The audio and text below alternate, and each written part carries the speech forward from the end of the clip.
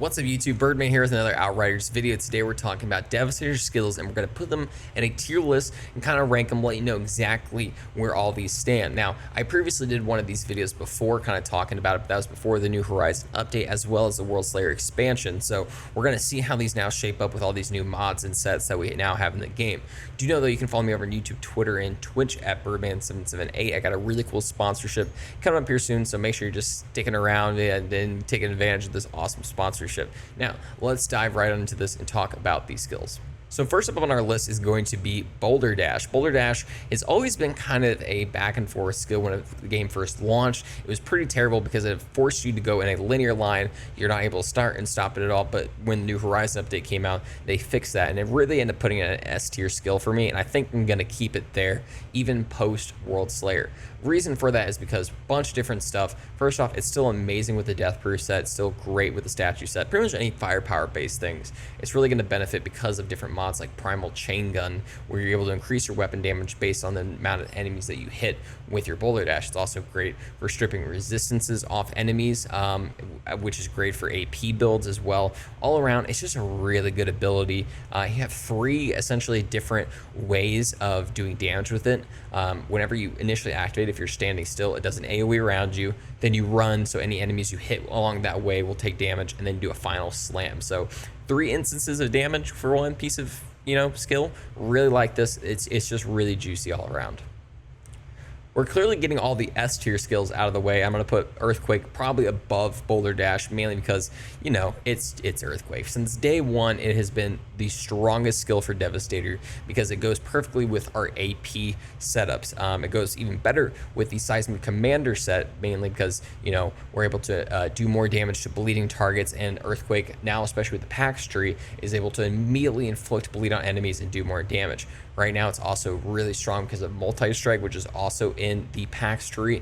And just in general, it's just super juicy. It goes through walls. You can get extra distance on it, and it just absolutely annihilates everybody. I mean, we have people that are doing 1 billion damage with this right now when they have their setup going a certain way. So Earthquake, I don't think will ever not be at the top of the top, creme de la creme ability for us. And the fact that it was our very first ability in the game is kind of hilarious, just because again they're giving us the strongest skill from the get-go.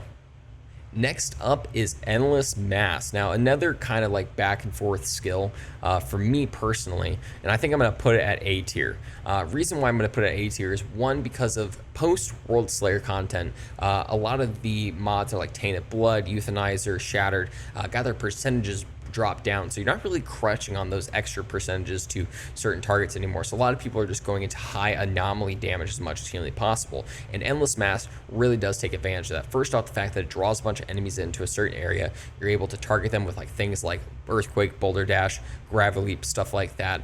It's very beneficial with the different mods it has on it. It has a greater distance it can grab people. There's a mod that does 30% more anomaly damage. And then we talk about the set that it goes with, the Martial set. The Martial set has become just like damn near as strong as the Seismic Commander, for the fact that any enemy that is pulled into the Endless Mass was going to share 40% anomaly damage and 30% weapon damage. Very, very strong. Absolutely insane. I've been putting this on a lot more builds. The reason though it goes in A tier versus being able to go to S tier is the fact that enemies are able to put that like anomaly barrier around themselves, where essentially is going to negate any use of Endless Mass on them. Now, sometimes a certain enemy, you'll still be able to inflict them. It's not going to like draw everything in, but it'll just do some damage.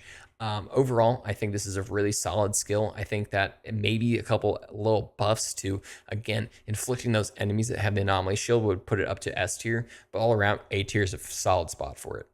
Next up is going to be Golem. Now, Golem is one that back in the day I really favored a lot, just purely off the fact that it gave you that great survivability. It's great with the statue set, but honestly, I'm going to probably drop it down to B tier. The biggest reason for that is especially because of the new Concussor set that was released. It has a lot of things based around Golem, but unfortunately, the set itself isn't really that great, and the fact that all the different bonuses that is applied to it are based in melee damage specifically, and also the fact that you have to have Golem up to take advantage of it, I really just don't enjoy. A lot of people that are running it to use Paladin or Champion So Paladin's going to give you that 45% extra anomaly damage, and then Champion's going to give you that extra 45% weapon damage.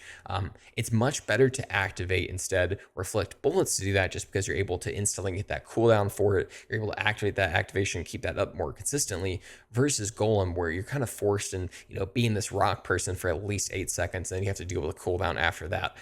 It's still very cool. I really like it for survivability stuff. Again, especially with the statue set, it's almost you almost have to have it. But the fact that they were like, okay, we're gonna make another set with the concussor set that will benefit it. It just really isn't benefiting it all that much. I think overall, again, if you're looking to find that protection skill to give you that extra boost in damage, I would way rather go Reflect Bullets instead.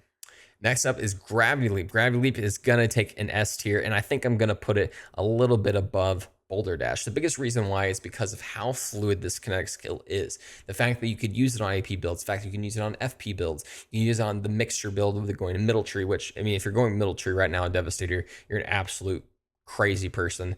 Comment down below what your setup is, because I'm not able to get a really proper setup with middle tree yet, but I digress.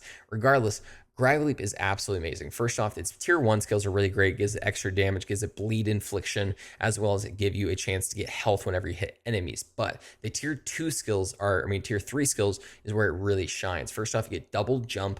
We're able to get an extra use of it. And also the fact that you're able to despair whenever enemies are hit by Gravity Leap. They take ×2 anomaly damage for 5 seconds. Now, Gravity Leap has always been great for Devastator because it's the only skill in the game for any class that gives just absolute mobility across the battlefield. The fact that I'm able to fly up in the air, point at a guy that's like 25 meters away, land on him, and then, give myself a second to recover if I was just like in a hurdle of enemies, or, throw yourself into that hurdle of enemies. It's really interesting. It's really fun.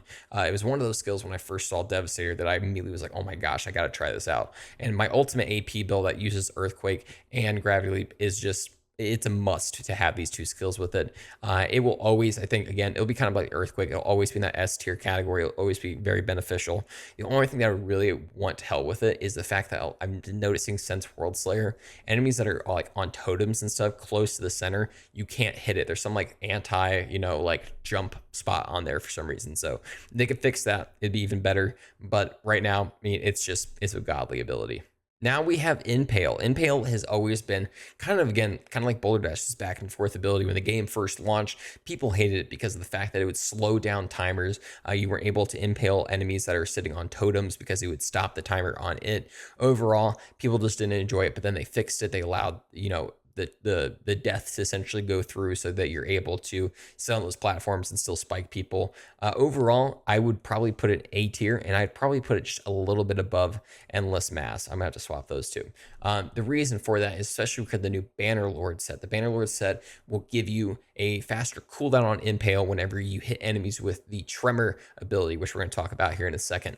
I really enjoy it. You're able to get some crazy damage with it, and it's just a really fun seismic ability. I think the biggest thing that holds it back from the S tier is mainly just its cooldown more than anything, and the fact that you kind of have to build so much into it, whether that's using the extra activations, using Rivers of Blood for more damage against bleeding targets, whether it's using the new mod Shredded, where they're able to get hit by an extra spike essentially as soon as you hit them. So it's really great for just instantly killing people, or the new one where whenever you impale somebody, it'll send a new spike to somebody else. Again, the biggest reason why it's stuck in A tier is because of how mod dependent it can be, but whenever you got it going, it is absolutely insane. You're gonna have crazy damage numbers, and it's just really fun to see like a giant spike go through the ground and hit an enemy and impale them up in the air. It's just really awesome.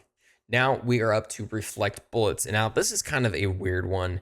I'm going to kind of, this is going to sound a little weird how I explain it, but I'm going to put it in C tier. The biggest reason why it's because I view C as kind of like the absolute average you could be. And I know before I said, hey, Golem is not as good as Reflect. Why are you putting it down in C? Well, essentially because the only real use for Reflect at this point is for that activation of Paladin or Champion. There's literally no other reason to use it other than that. All the abilities surrounding it are kind of freaking boring. Now they did try to, again, Reflect was kind of part of that concussor set where they were like, okay, we're going to give you some new stuff to play with and stuff like that, where again, there would be like a rock that flies around you while you have reflect up that like pretty much just this melee damage to enemies, or you have the extra duration or the infliction of vulnerable all around. It just kind of sucks because you are completely mod dependent to make this work at all, and even base on its own it just doesn't do enough. Also add in the fact that melee enemies, it kind of just all does is bounce them back. You're not going to really do any damage to them.